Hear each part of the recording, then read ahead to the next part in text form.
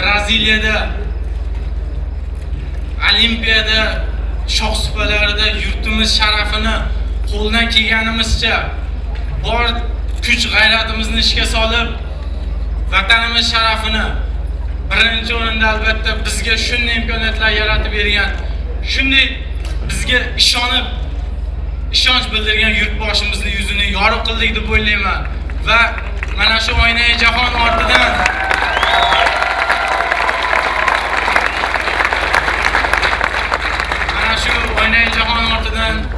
muxlislik qilib turgan barchalarni ishonchlarini oqlab yorug' yuz bilan shu O'zbekiston, jonajon O'zbekistonimizni tuprog'iga qadam qo'yganimizdan biz faxrlanamiz.